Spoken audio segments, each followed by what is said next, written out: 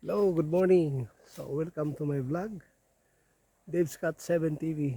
So, nandito tayo sa isang bundok, ano? Yan, malapit dito sa amin. So, ito guys, ipapakita natin yung ating tanim na mahogany. So, yan. Ito guys, tinatamnan namin to. Dalawa kami ng kuya ko. Nung nung elementarya pa kami. Grade 4. So, naumpisahan namin tong tamnan nung grade 4 pa. So, ako ngayon ay 45 na. Edad ko ngayon. So, ayan, nakailang harvest na tayo dito sa puno ng mahogany dito sa bundok. Ayan. So, marami na tayong na-harvest.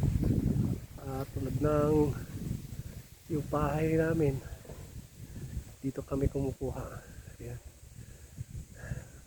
Yung pagtayo ng bahay. Yan kahoy. Yan yung ginagamit namin sa bahay. Ayan guys. Since grade 4 ako, ilang taon ba yun? Ako nagka-grade 4. Tapos ngayon 45 na, mag 46 na ngayong December. Ayan.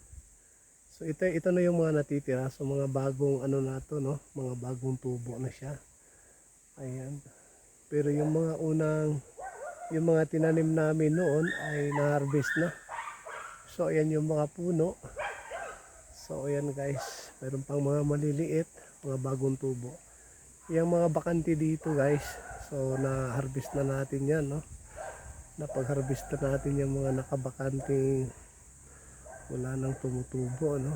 Ayan, may isa pang natitirang medyo malaki. Yan, malaki siya. Ayan. So yan, text natin, no? Ayan, so depende lang siguro, no? Sipag at tiyaga lang para tayo magkakaroon ng kahoy kung mayroon tayong mga bakanting lupa so pagtamnan natin ng punong kahoy. So ayan, depende na yan sa atin, no? Ayan. Kasi ito pagka 20 to 30 years pwede ka na mag-harvest. Ayan. Medyo matagal lang kasi pag mahogany. Ayan, yung mga puno ng mahogany dito. So ayan. Nung unang panahon kasi wala pang gadget, no? Wala pang mga gadget, wala pang cellphone, kaya yung mga tulad namin, yung sa kapanahon na namin, wala ibang naisip kundi magtanim lang ng mga kahoy. At saka ito dati guys, maliit pa kami guys. Ito ay tinatamnan namin ng kamote, balanghoy, mais. Ayan, dito dati. So, pagdating ng panahon na hindi na uso kasi millennial na, nagbago na ang panahon. So, ito, tinatamnan na ng mahogany. Ayan. So, nakailang harvest na tayo dito, guys. So, ayan, nakita nyo naman, no? Itong mga puno ng mahogany. So, ayan.